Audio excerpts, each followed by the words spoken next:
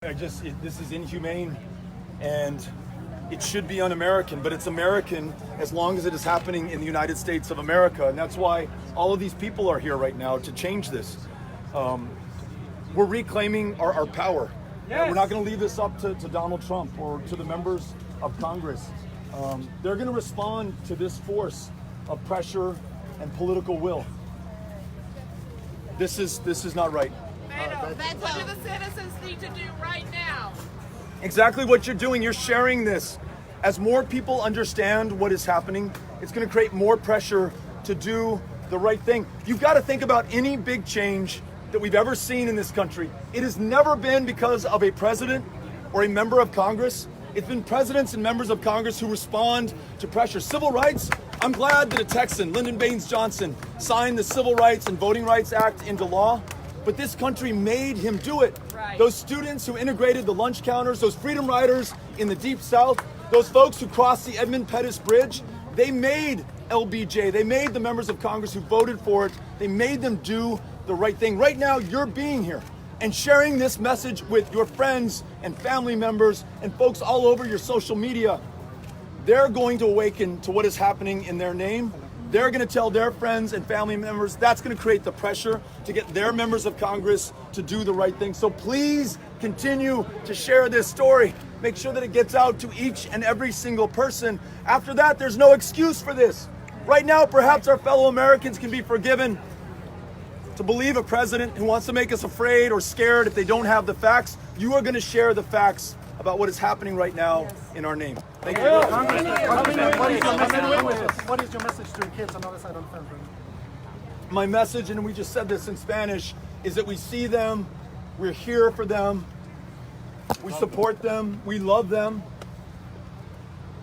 We're not going to give up until they are free, until they're with their families, until they are safe. And we've got to remember that they are fleeing the deadliest countries on the face of the planet today, compounded by drought that was caused not by God, not by Mother Nature, but by us. Man-made climate change, our emissions, our excesses, our inaction in the face of the facts and the science. When it is that deadly, and when you're unable to grow your own food, to feed yourself, you have no choice but to come here. We saw that image yesterday of Oscar and Valeria. They didn't make a more than 1,000-mile journey and try to cross the Rio Grande River to take somebody's job or benefits or steal something from us. They did it because they had no other option but to come to this country. And when we accept them as asylum seekers, when we follow our own laws, we're living the best traditions and the best interests of the United States of America. So I want them to know we will not give up until they are free, until they are okay, and that we are with them.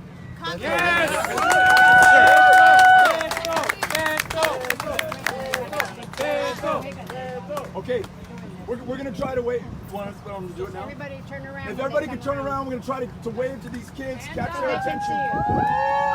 ¡Saludos! ¡Los queremos! ¡Los vemos! ¡Los queremos!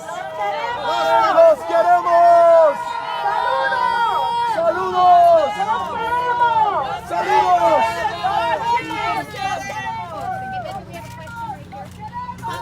Yo le quiero preguntar algo. Las personas están enfermas de depresión. Me gustaría saber si el gobierno les va a proporcionar atención médica. Tengan Sí, necesitamos ofrecer cuidado de salud a cada persona, especialmente a los niños y niñas que están aquí, incluyendo salud mental para la depresión que tienen después de semanas o meses o aún años aquí en Homestead o en Tornillo o en otros lugares aquí en los Estados Unidos. Es necesario, es justo y yo pienso es parte de este país, un país de migrantes. Gracias. A usted. Secretary Castro has called for the decriminalization of the U.S.-Mexico border, which is in part responsible for the separation of children long before Trump. How do you protect migrant children while still keeping the border safe? Yeah. We make sure that no child no family, no woman, no man faces criminal prosecution if they are crossing into this country, even between ports of entry, even unlawfully, if they're seeking refuge or asylum, fleeing persecution or violence or hunger or depredation. This country of asylum seekers and refugees is stronger, safer, more secure when we do the right thing by them. We're doing the right thing by us. In my administration, we will not criminalize people who are doing what any human being would do in the same situation. But we're going to go further than that. We're going to address issues in the home countries of Guatemala, Honduras, and El Salvador. We're going to work with local partners to reduce violence so that no family has to flee. And we're going to ask our American farmers to help those farmers in Guatemala who are suffering through historic droughts right now to improve their yields and bring our know-how and ingenuity and innovation to bear. 9 million green card holders in this country. I will make sure that they become U.S. citizens as quickly as possible. 1 million dreamers, never again fear deportation back to a country they haven't known. Make them U.S. citizens in this, their true home country. And millions more working the toughest jobs under the sun right now. The roofers, people working in fields, people doing work that almost no American born in this country will do.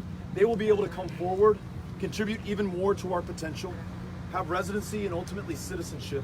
That's how we live up to who we are as America. I want to get support from Congress to reunite children with their families who've been separated and detained. Absolutely, every single family will be reunited, and that also includes families where the mother or father who risked their very life to bring their child here, their child's here right now, and have been deported back to El Salvador or Guatemala or Honduras. We spare no expense in making sure that they are reunited, and if necessary, and in many cases they will be reunited here in the United States of America, because we know to send them back in too many cases is a death sentence for those kids and for those families. We have an obligation, we have an opportunity, and we stand to benefit from those families being here, doing the right thing, living by our traditions and our morals, but also benefiting from everything that they're going to do over the course of their life that they will do here in the United States of America. Beto, do you have a message to your Democratic contenders who have not come? Do you think that they all should come? You know, my message is one of gratitude for everyone who's come out here. Eric Swalwell, Elizabeth Warren, Amy Klobuchar. I know later this week, Julian Castro, Pete Buttigieg, others are coming out. I think it's the majority of those who are running right now. So let me begin on the positive.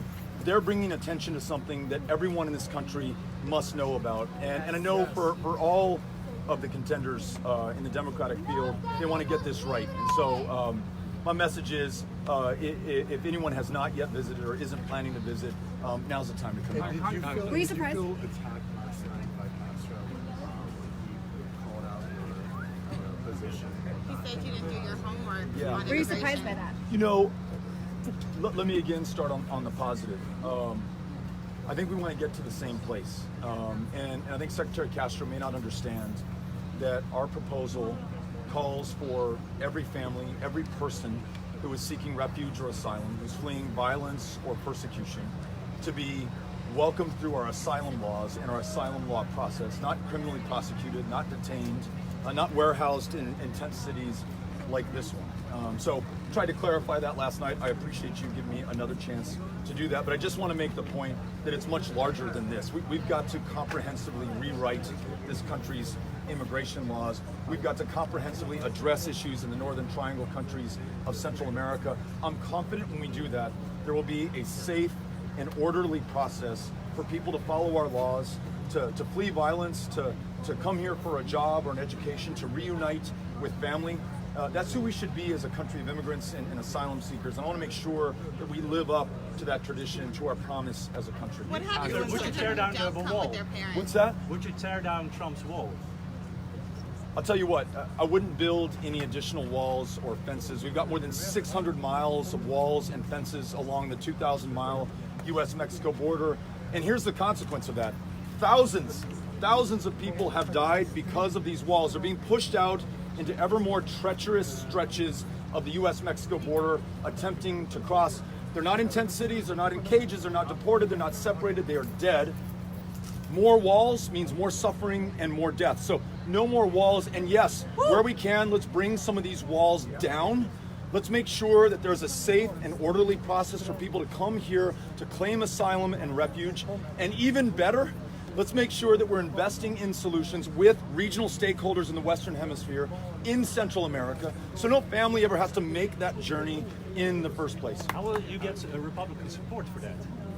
The folks who are here are going to make that happen. It's the pressure that builds the political will that forces members of Congress to act. That's always how this democracy has worked when it has worked. You and Secretary Castro are the two Texans in the race. You're supposed to probably spend a lot of time at the U.S.-Mexico border. I live on the U.S.-Mexico border, born and raised there, raising my kids there. What about that experience? Why do you think he's trying to put daylight between the two of you and that? And what about your experience? I can't speak for him. All I'll tell you is, El Paso's been one of the safest cities in the United States of America for 20 years running. Safe before we had a wall, safe after we had a wall. In fact, safer before we had a wall than after we had a wall. And that safety is premised on the fact that we are a city of immigrants. A quarter of those with whom I live were born somewhere else, chose us. Their very presence makes us more successful, makes us stronger, and makes us safer. We understand that when we treat one another with respect and dignity, we do better as a community. As I said earlier, you don't just respect, you don't just tolerate, you embrace those differences, and you're stronger for that. So I hope to bring the perspective of my hometown, the safety and security that we have. It flies in the face with the hateful, racist rhetoric of this president, who seeks to stoke paranoia and fear to get us to live against our interests and the best traditions of this country. El Paso is at the center of this. It's an example for this country.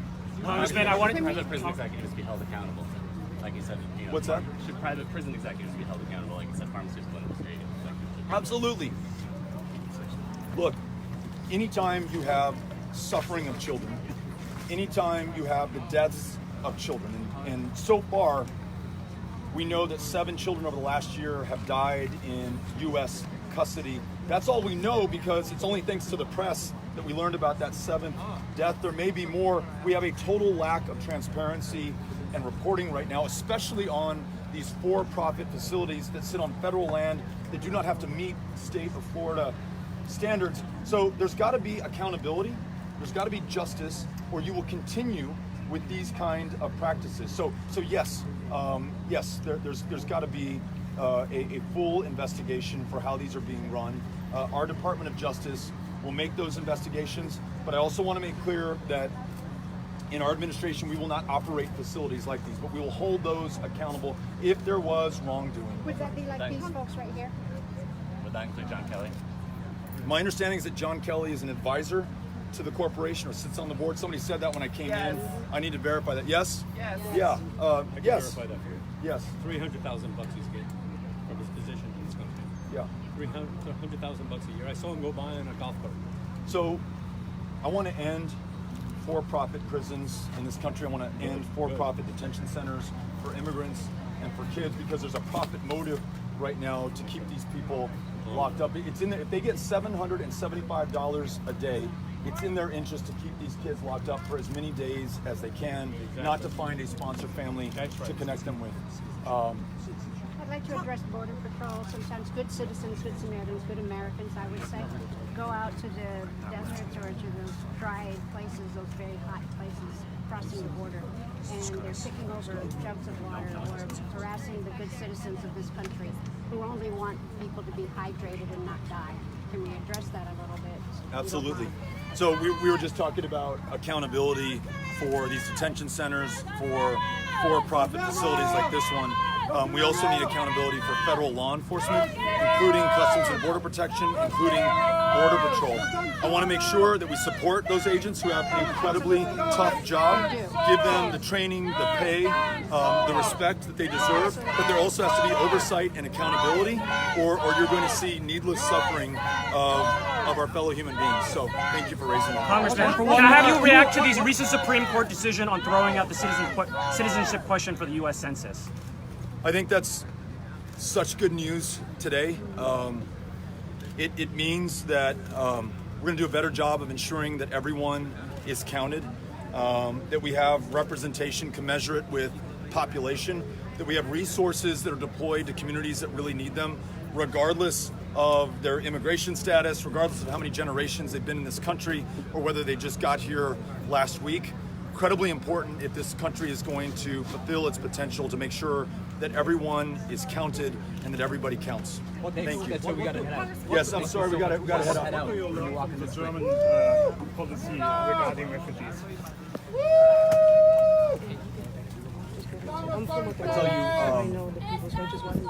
I saw what Germany did in accepting hundreds of thousands of Syrian refugees. See what Colombia is doing right now, accepting hundreds of thousands of Venezolanos who are leaving a massive humanitarian crisis in the Western Hemisphere.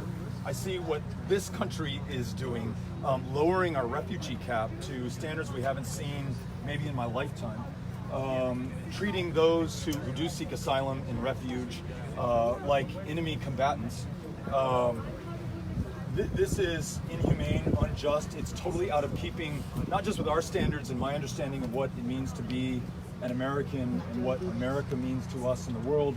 It's out of keeping with our closest allies and friends and partners around the world. And so how can we ask other countries to do their part when we fail to do ours in this country?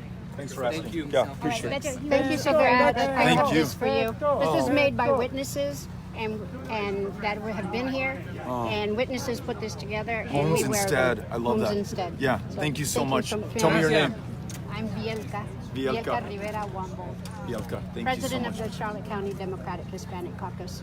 And I'm here to support the witnesses and become part of them so that I can reach out to my fellow Latinos and say, we need to come together. This is an attack against us. And I would like you to carry that message for us whenever you speak with Latinos. You This got is it. all of us. This is all of us. This is Absolutely, all- this is America. It's Thank American. you. Thank you so, So very grateful much. for what you're doing. Thank you Yeah. so very much. Take a quick picture. Pero O'Rourke, dime su mensaje a los ciudadanos que quieren apoyar a niños y niñas como los que están adentro del centro.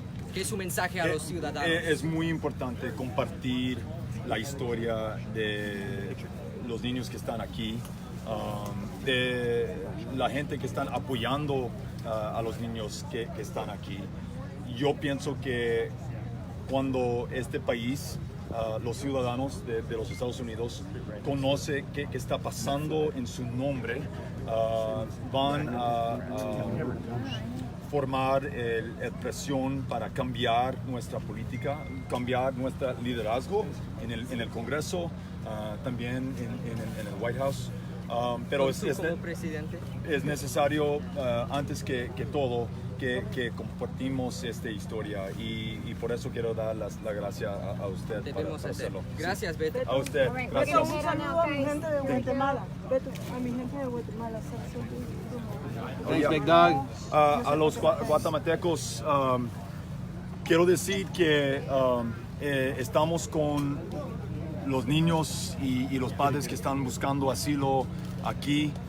Quiero trabajar con Guatemala y también las comunidades adentro del país para mejorar condiciones, para reducir la violencia, para que las familias no necesitan salir y viajar por todo México para cruzar en la frontera en condiciones tan peligrosas. Pero cuando están aquí, queremos que tratamos cada humano con respeto y dignidad como merecen como humanos. Gracias a ustedes. Es importante para nosotros latinos saber tu posición exacta con Venezuela y con Cuba, a los que estamos aquí en Miami. Sí. Es determinante para votar por ti. Sí. ¿Qué es lo que Yo quiero que en esta crisis que tenemos en Venezuela, que ofrecemos TPS a cada venezolano que está aquí adentro de Florida o de los Estados Unidos, que protegemos el TPS para los guatemaltecos, gracias, los de Guatemala y salvadoreños también, para que puedan quedar aquí y para que no mandamos gente a un país que no pueden proteger la gente que están allí ahorita. Y necesitamos trabajar con los otros países de las Américas para mejorar las condiciones adentro de Venezuela. Es un crisis que está siendo maduro ahora y necesitamos cambiar, pero no con las fuerzas militares. Necesitamos hacer en una manera con los otros países y con la gente de Venezuela, apoyando la democracia de ese país. ¿Tú crees que Maduro es un dictador? Sí, sí es. Sí. Queremos creer en ti, Betty. Queremos Gracias. votar por ti. Gracias. Queremos llevarte a la Muchas presidencia. gracias. Gracias. Mr. O'Rourke. Right here, Beto, we're going to grab this picture with him really Sure, quick. absolutely. Gracias por hablar nuestro idioma. Gracias, Here sí. we go. 1, 2, 3. There you go. Beto, can you sign so autographs? much. Thank you so much, sir. We came from a long way. Thank you so Can you much. send another autograph right after? Thank you, sir. All right. Here you go. Can I get a picture? Beto, right here. Beto, here you go. I'm good as well. Thank you. Here we go. Looking over and seeing the joke. It's really hard to see this. It looks like a military POW camp. You've got the fencing, you've got the tents set up. It looks like it should be a temporary facility, but what we know is that there are children who've been there for months. I read today in the New York Times 4 months. I heard from an activist here up to 6 months or longer.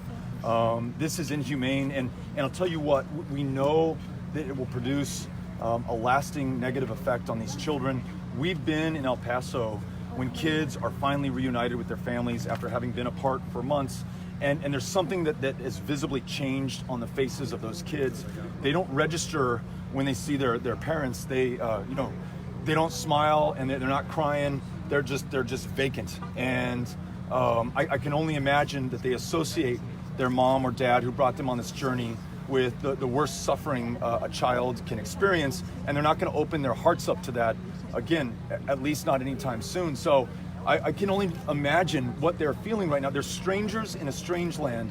They don't speak the language. They don't know when or if they're ever going to see their parents again.